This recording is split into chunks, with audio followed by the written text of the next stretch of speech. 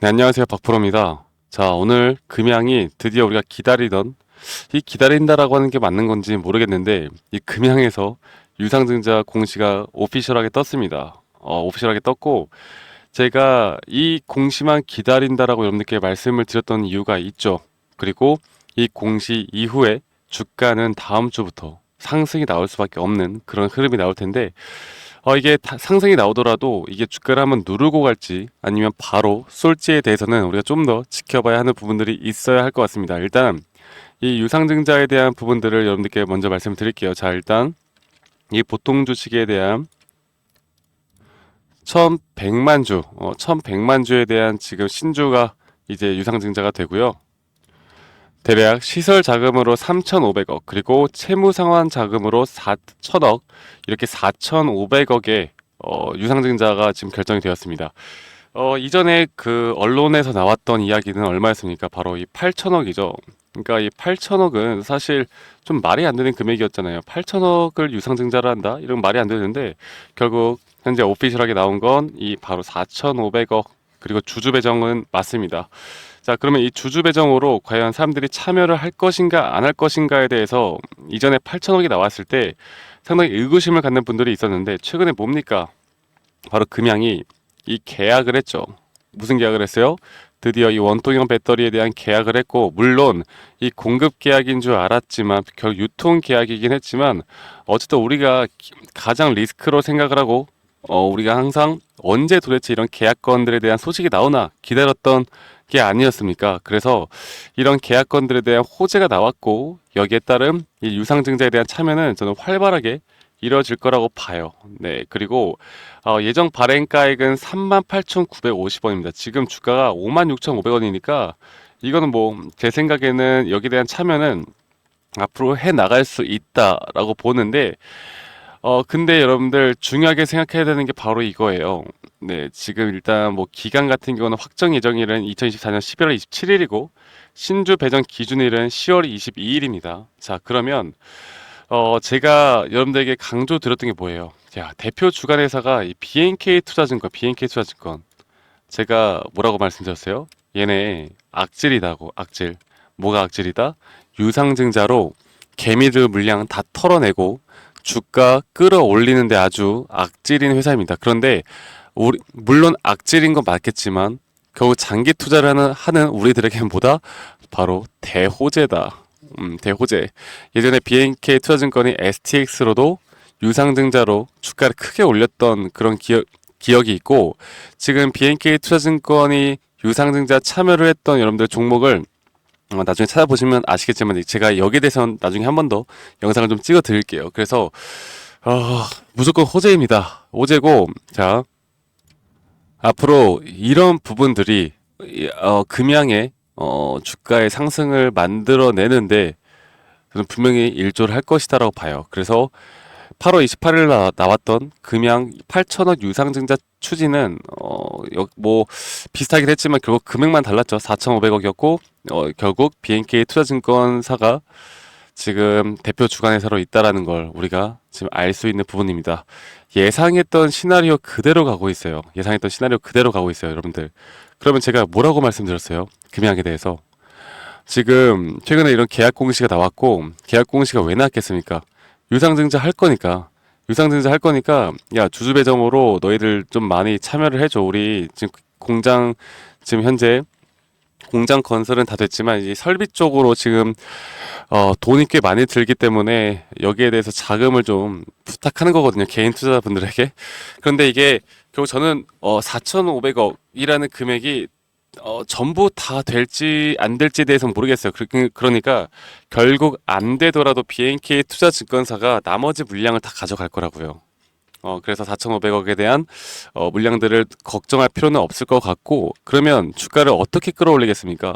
제가 저번에도 말씀을 드렸던 것 같은데 결국에 이 SM랩 상장을 재료를 띄우면서 갈 거라고. 재료를, 이 재료를 어떻게 띄워요? 최근에 미국 회사랑 공급 계약, 유통 계약 했다며. 그러면 이런 것들이 앞으로 SM랩 상장에 또 긍정적인 요소로 나올 수가 있는 거고, 여기에 대해서 재료를 띄우면서 주가를 상승시키기에 충분합니다. 그리고 이 개인들의 관심도를 높이기에도 이미 충분한 재료들이 나왔어요. 그러면 다음 주부터 주가는 저는 일단 여기 이런 하단 지금 볼게요. 이거를 대략 7만 원대 하단 그리고 그 이상까지도 좀 빠르게 올라갈 수 있다고 봅니다. 자, 제가 좀 더 차트를 디테일하게 보면서 좀 더 말씀을 드리도록 할게요. 네, 이렇게 차트를 보면은 너무 지저분하죠. 제가 저번에 한번 하느라 이거 지저분하게 했는데 제가 이거를 좀 보여드리면서 여러분께 말씀을 드릴게요. 자, 지금 앞으로 현재 이 채널이죠. 이 채널을 뚫고 올라왔단 말이에요. 이미 올라와서 정착을 해놨습니다. 정착을 해놨고, 제가 예전에도 딱 이런 구간들을 여러분들께 말씀을 드리고 있거든요. 딱 이런 구간들, 그리고 또 이런 구간들. 자, 그러면 만약에 다음 주에 주가가 어느 정도 상승이 나온다라고 하면 아마 매도를 하고 싶으신 분들이 정말 많을 거예요. 그런데 이 고점에서 정확하게 우리가 매도를 해야 되는 타이밍이 있다. 그게 뭐다? 무언가 언론에서의 재료가 뜰 것이다. 그러면 그때 이런 개인과 외국인들이 다시 한번 물량을 이렇게 매수를 해나가면서 주가를 끌어올릴 거고요. 그리고 마지막으로 개인들이 살 수밖에 없는 자리들을 또 만들어낼 겁니다. 그리고 여기에서 한번 이렇게 고점 신호가 뜨고 저는 장기적인 또 조정이 나올 수 있다고 보고 있거든요. 그러면 여기에 대한 단기 상승에 대해서 여러분들 무조건 분할 매도 하셔야 돼요. 자, 왜냐면 지금 주가가 이렇게 단기적으로 또 빠르게 상승하다 보니까 이 RSI 상대 강도 지수가 현재 과매수 구간까지 금방 올 것 같습니다. 그런데 예전에도 말씀을 드렸듯이 금양 같은 경우는 이런 과매수 구간, 특히나 이 80포인트 가까이만 가더라도 계속 조정을 받는 모습을 보여주고 있기 때문에 이 단기적인 상승은 나오겠지만 다시 한번 이런 과매도 구간에서 조정이 나올 수 있다. 하지만 지금 이 저점은 이미 나왔고 이 조정 뒤에 다시 갈 수 있는 이런 파동을 만들어낼 것이다. 그래서 앞으로 이런 고점 신호와 눌림목 신호를 그리고 이런 시그널을 우리가 파악하는 게 가장 중요한 순간이다라고 제가 항상 강조를 드리고 있습니다. 아시겠죠, 여러분들? 이게 사실 좀 어려우실 수도 있어요. 그런데 이런 부분들은 제가 차근차근 우리 커뮤니티 방에서도 여러분들에게 계속 설명을 해드릴 거니까 자, 오늘은 이 공시가 떴기 때문에 제가 좀 빠르게 여기에 대해서만 좀 말씀을 드리고 그리고 결국 지금 금양의 이 유상증자뿐만 아니라 또 뭐 이런 계약건뿐만 아니라 바로 2차 전지 산업이 조금씩 상승세를 타고 있다는 겁니다. 여러분들이 아셔야 되는 게 금양이 왜 이 타이밍에 이런 공시를 내고 계약건을 터뜨리고 재료를 하나씩 터뜨릴까요? 아무리 얘네가 좋은 재료를 터뜨린다 하더라도 이 타이밍에 맞게 터뜨려야 되거든요. 근데 지금 2차 전지가 이제 올라오는 타이밍 지금 알고 있는 거예요. 그리고 이 금리 인하가 드디어 이제 어느 정도 발동을 하고 있고 여기에 대한 가장 큰 수혜는 누가 받아요? 바로 2차 전지 종목들이 받을 수밖에 없다라는 거.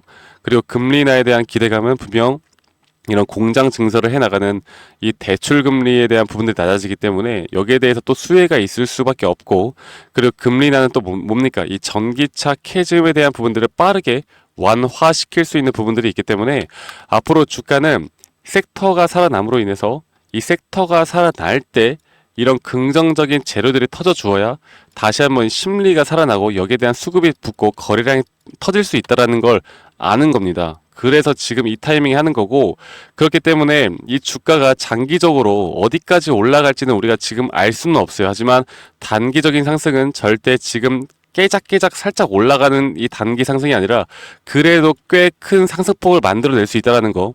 그리고 여러분들이 이런 구간에서는 내가 어떤 평단가를 가지고 있던 간에 저는 무조건 분할 매도를 해야 한다라고 여러분들께 말씀드리겠습니다. 안 그러면 여러분들 또 후회할 자리가 올 수가 있어요. 자, 이게 만약에 분할 매도를 하고 나서 다시 한번 조정이 나온다라고 하면 또 깊게 나올 수가 있는데 제가 여기에 대한 리스크가 하나 뭐냐면 바로 금리 인하가 좋다고 했죠. 그런데 반대로 또 금리 인하 때문에 떨어질 수가 있다는 거. 그래서 이런 타점을 앞으로 잘 잡고 가야 여러분들이 금양으로 우리의 궁극적인 목표인 돈을 버는 데 있어서 꼭 끌고 나갈 수 있다는 거 제가 말씀드리겠고 앞으로 제가 이런 시황적인 부분과 이런 타점들에 대해서 여러분들과 함께 공유를 해드릴 겁니다. 그래서 이런 부분들을 좀 빨리 앞으로 저와 함께 제가 또 운영하고 있는 이 커뮤니티 방에도 좀 오셔가지고 도움을 좀 더 받고 싶다라고 하시면요. 네, 이 상단에 있는 번호 010-2011-9671로 저에게 금양이라고 문자 한 통만 남기시면 되시겠습니다. 아시겠죠, 여러분들? 그래서 010에 2011 9671로 저에게 금양이라고 문자 한 통 남기시면 되시겠고, 대신에 여러분들 구독, 좋아요 한 번씩만 꼭 눌러주시면 감사할게요. 아시겠죠, 여러분들? 이 부분은 앞으로 제가 책임지고 여러분들과 함께 금양에 대해서 같이 끝까지 이끌어 드릴 거고, 여러분들은 절대로 이런 구간을 놓치면 안 된다라고 말씀을 드리겠습니다. 그리고 말씀드렸던 금리 인하에 대한 리스크는 바로 뭐냐? 제가 이거를 좀 더 크게 한번 써드리고, 이게 안 보이신다는 분들이 계셔가지고 제가 한 번 더, 네, 저번에 한번 이렇게 써드렸다가 글자가 하나도 안 보이신대요. 그래서 이렇게 한 번 더 제가 금양 문자 그리고 구독, 좋아요 한 번씩만 눌러주세요. 자, 이렇게 보시면 되시겠고요. 금리 인하에 대한 리스크가 뭐가 도대체 금리 인하에 대한 리스크일까 좀 생각을 해보면, 역사적으로 볼 때 여러분들 지금 4년 기간 동안 단 한 번도 인하를 한 적이 없어요. 금리 인하를. 근데 이번에 처음으로 금리 인하를 했습니다. 그런데 이 금리 인하를 했다라는 건, 그러면 역사적으로 볼 때 단기 상승은 나오지만 지수가 급락이 나와요. 그럴 때는 이 금양도 아무리 또 2차 전지가 상승이 나온다 하더라도 이런 지수 폭락에 의한 주가 하락은 막을 수가 없을 겁니다. 그래서 중장기적으로 볼 때 우리가 왜 현금화를 하고 예수금을 챙겨 나가야 하는지에 대해서 여러분들이 확실히 아셔야 되고, 자, 그리고 이런 상승 시그널과 이런 고점 신호에 대한 부분들만 우리가 알고 있다라고 하면 여러분들 충분히 저는 여러분들이 수익을 가져갈 수 있는 종목들을 또 선별해 나갈 수 있다고 생각하거든요. 그래서 제가 실제로 트레이딩 하면서 여러분들에게 제공해 드리는 이런 자료들, 그러니까 스윙 포지션이냐 단기 포지션이냐에 따라서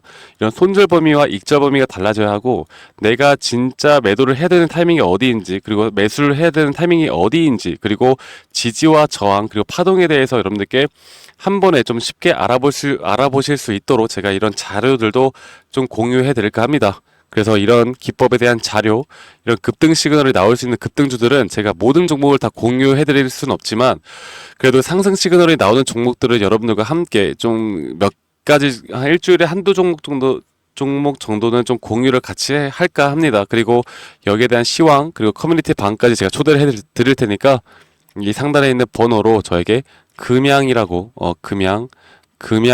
문자 한 통 보내주시면 다음 주부터 제가 주말 동안이라도 제가 여러분들께 누구보다 빠르게 제가 이런 부분들을 도움 드리도록 할게요.